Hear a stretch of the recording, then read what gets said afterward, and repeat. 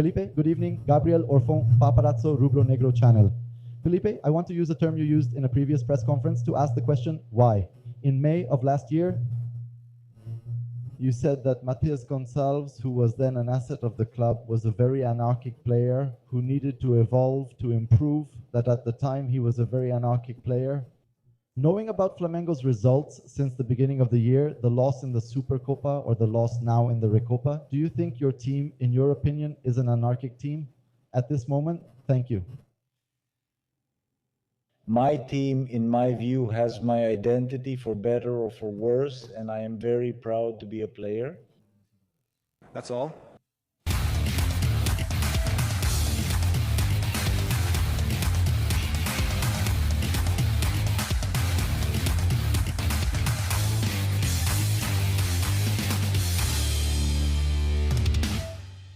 Luís, in the last interview, I asked a question about you and about Lino, and he thinks that you are ahead of Lino. You're doing better than Lino at this moment. But in this game, he doesn't put you in, he starts with Lino. What did he talk to you about regarding this? And I also wanted to know if you still intend, if you can say, to renew with Flamengo. People have been saying that they've been trying to talk to you. Man, the coach tries to keep everyone ready. He trains both teams the same way. He usually doesn't say anything during the week. Who is going to play, that's only revealed in the pregame talk, but everyone works the same way. Nothing was said. We only found out here in the locker room. But I believe that whoever comes in always tries to give their best, tries to represent Flamengo's jersey, because we know the jersey we're wearing, the weight, the responsibility we have on the field. And I believe that when the coach, when Lino, he is well represented, we will always give our best. And today, he chose Lino. And we obviously always have to respect the coach's decision. Just as if it were me, we always respect our teammate. And work, we have to work, because like I said, only we can get out of this, only we can change this situation. Whether it's me, Lino, or another player, we'll always give our best for Flamengo. As for the other question, there hasn't been any talk about renewal yet. It's not the right time. I was approached, but I believe I can say that it's fine. The last season with Flamengo's jersey, this is your last season. Okay, thank you. And the result is already done. It was buried a long time ago. We're not going to play with last year's titles. It's all new opponents, new players from other clubs, and that's it. We have to do everything new, everything different, everything new, and even better. Because otherwise the opponents will mark us, they're studying us, and it will be hard to get victories. No, first goal by Lanús. You received the ball from Rossi there on the left. There was space to push the play forward with Samuel Lino, but then you chose to pass it back to Rossi. What was your read on that play? From the outside, it's easy to see all the spaces, but in the moment, the play happens quickly. I expected him to pass earlier since I was open, but when he did, the defender was close, so I tried to return it. After that, I'm not sure, maybe he slipped. It was a mistake, mainly mine, because I ended up passing it back. But like I said, there's nothing to say. I made a mistake, I'll try to move on. Of course, it's very hard, especially when you make a mistake. In the end, it hurts a lot, especially for the athlete who, even before the game, already had in mind to try to give his best so we could become champions. When you make a mistake, it's very hard to talk about it. So like I said, in my life, nothing has ever been easy. It's about keeping your head up and trying to move forward. And after the play that led to Lanús's goal, when the game restarted, you were booed by the fans. How did you deal with those boos from the crowd? Man, the fans booed because they thought it was their right, especially at the end. It's really tough when you make a mistake, so we have to be careful with what we say. Because sometimes you can be harmed by what you say. During the game, it's tough when there's booing. Of course, the fans have every right when there's a mistake, but I think that booing during the game sometimes ends up hurting the athlete who made the mistake. So I tried to forget as much as possible, especially because of my mistake. I tried to move on. I tried not to listen because that could affect my performance. Since it was at the beginning of the match, I knew the team needed me, so I tried to give my best, not only in defense but also in offense. I tried to help as much as I could. Unfortunately, we didn't win the title, so it's hard to talk about it right now and move on. Of course, it's very painful when you lose a final, especially like this, but like I said, it's about talking less and working much harder. Good evening, everyone. Good evening. Filipe over here on your right, Thiago Lima from GR. Filipe, I wanted to first ask for your view on how you saw this defeat, this loss of the second title of the season. Explain why, in the second game against Lanús, you played without a true center forward. The team kept using aerial balls in the first half, but there was no one in the box to head them. If you could also explain your intention to go with this lineup again with a more mobile attack, thank you. Well, we studied Lanús as much as possible, as much as we could. That's it. I chose the team that, in my view, are the players who fit the characteristics the team needed, the players who are in the best shape at the moment. In terms of form, I tried to balance the team as much as possible so that we could really play inside Lanús's box. For that, I needed to balance the attack a lot according to the roles they perform. And that's why, about crossing into the box, the decision is up to the player. The opponent often leaves certain spaces that the players take advantage of and start occupying. And the opponent, Lanús, was the Copa Sudamericana champion, defending well, also defending their box well. But obviously we had a plan to try to break down their defense, to try to break down that line, which often turns into a 6-3-1 line. And we played inside the opponent's box, but unfortunately we conceded a goal. We managed to turn the game around with a lot of intensity.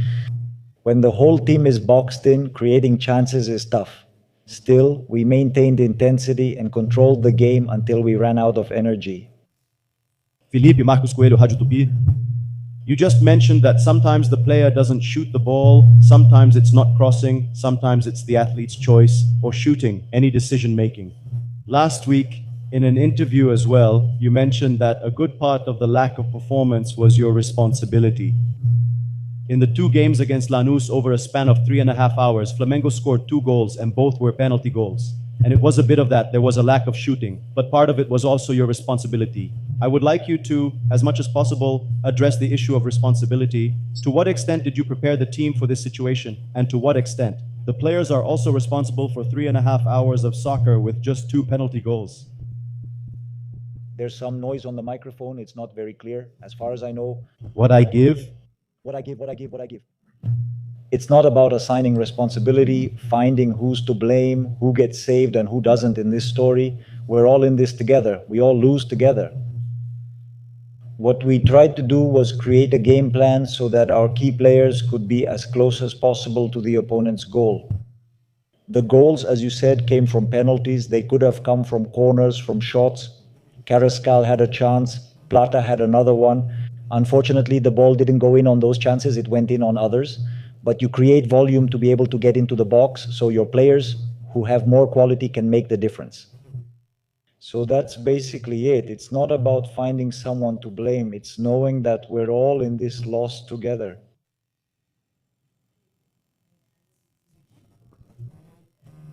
Filipe, this year has started off very tough.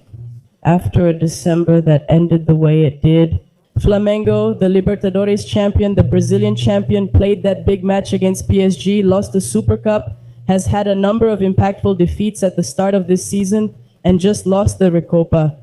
I'd like to know your assessment of your work at the start of this year. Do you think your work at this moment is stagnant? I don't evaluate my own work. That's not my job. My job is to prepare the team as best as possible for the next match. The job of evaluating is yours. Filipe, it's working, yes. Yes, Filipe. Good evening, Bruno Villafranca from TVA Critica. I wanted you to give an assessment. I know you want to talk about today's game, but today Flamengo conceded another header goal as well. It happened there in Argentina. It's been happening a few times in the Brazilian Championship. I wanted you to give an assessment because it's been happening, it's been recurring in 2026. Thank you. We conceded another goal. Correction of the mistake during the week. assessment of why the mistake happened, how we defended, what happened in this specific mistake, training, correction, so it doesn't happen again.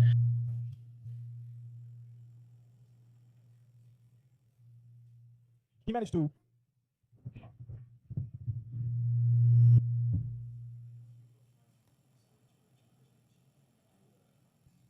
Go ahead. Hi, Filipe. Good evening. Igor Siqueira from UOL. I wanted to understand your take on the key play of the first goal. How much did that impact Flamengo's overall strategy?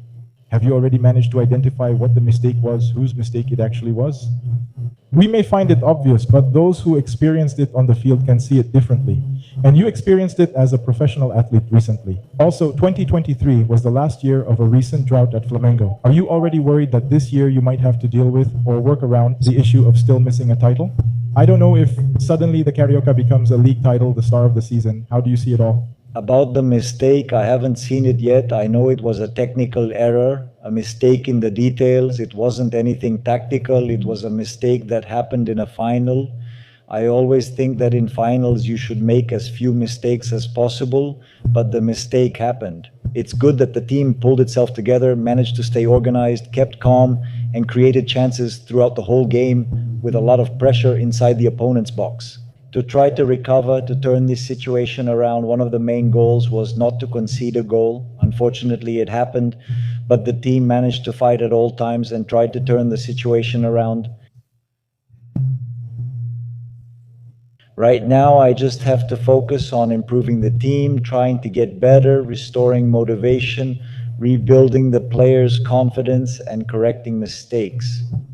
Not to think now about October or December, November or December. We have to focus on the next game, on improving, gaining control, expanding our reach, and improving our performance, everyone's performance. Filipe, good evening. This is David Ferreira from O Globo. I'd like to hear your assessment of what are the main things that are going wrong at Flamengo right now. I imagine you've already talked about the schedule, that everything was tight, the preparation was a bit rushed, but also the physical aspect, maybe tactics, individual performance, maybe even the motivation of the squad, as people say. What's your path now? What are you thinking of doing to get this team back on track like it was 2 months ago? Honestly, I think we played a great game, in my opinion. We made a mistake that cost us a goal, but the team played the whole time in the opponent's half. The opponent hardly crossed the midfield, and that's how it was, leading until the last minute with just 2 minutes left in extra time. And then they scored a goal from a corner kick with 2 minutes left at 118, if I'm not mistaken. And they scored when our team was already completely exposed. But my assessment of the game itself, of what happened while the ball was in play, up until we conceded the 2-2, we were much better, of course. Since we didn't win, obviously these words might sound bad, but that's the feeling. I felt that the players gave everything they had on the field, that they ran, they did the best they could. And in football, we can't control the result, and it's a matter of mood, a matter of confidence. We're not at our best in that regard, and even so, the team competed as much as they could until the end. But I also want to congratulate Lanús for their well-deserved Recopa win. They were worthy winners. And that's what soccer is all about. Filipe Victor Nicolau from Flamengo TV. Last year we saw Flamengo have a couple of not so good results at times. And the team usually responded in moments when they were under more pressure, when their mentality was more exposed, the team would respond. I remember that game against Botafogo 3-0 during a pre-crisis moment, and also the game against Palmeiras, which was away. How do you get out of this now? Now it seems like the mentality is being tested, and that's the main characteristic that's being demanded right now. How do you turn around the team's mentality and bring confidence to those who are here? Apparently, there's nothing good. In my view, both as a coach and as a former player, the player needs to be very clear about what's happening to him on the field. Where the mistakes are, what the problems are, and detecting the problems, that's my job. I pass that on to them later to correct, improve, and get back to winning. Confidence only comes back with victories. The mentality will only return with victories by playing well and everything else. Because yes, you remember that our team had a very strong mentality. but we also lost games. Last year, we also lost games at decisive moments, or we drew with São Paulo away. We lost to Fluminense at home during a crucial stage, and they said our team had a weak mentality. And right now, after losing 2 finals in this moment of low confidence, we really have to improve and evolve. Everything passes in football, good phases and bad phases will also pass. The only thing we can do, and that is under our control, is to work as hard as possible so that this doesn't last long. Filipe Mauro César, TV Cultura. UOL and Jovem Pan. After the game with International, I asked you here, it was a poor showing, but Flamengo played well. When the team would reach a good level, you said it would be against Lanús. The game would happen 15 days later, the first match, and it seems that didn't happen. I want to repeat the question. When will Flamengo be able to play football at a more competitive level, closer to what it was last year? Well, I believed it would be in the Recopa. I thought that physically the players would be in the best condition, physical and mental. They go together. We've gone through a lot of defeats this year, and this is just one more. And honestly, we're not in our best shape if you look at it that way. But today, I felt a response from the team. I felt that the team ran the whole time, that we managed to press, managed to win duels in the air, on the ground, stopping counterattacks. So the win didn't come, really, it didn't come. Lanús, a fair winner. But I saw progress, a response in today's game, and I can't say when Flamengo's best performance will come. I believe it will be a process of playing well, doing the simple things and regaining confidence. And that the players can loosen up more and more, and that they can perform the way they do, the high level they set, recover, and each one get back to the level that was left behind. Filipe, good evening. Gabriel Orfan, Paparazzo Rubro Negro channel. Filipe, I want to use a term you used in a previous press conference to ask this question, because in May of last year, you said that Mateus Gonçalves, who was then an asset of the club, was a very undisciplined player who needed to evolve, to improve, who at the time was a very undisciplined player. Knowing about Flamengo's results since the beginning of the year, the loss in the Supercopa or the loss now in the Recopa, in your opinion, is your team an undisciplined team at this moment? Thank you. My team, in my view, reflects me for better or worse, and I am very proud of these players. That's all. Thank you, Felipe. Okay.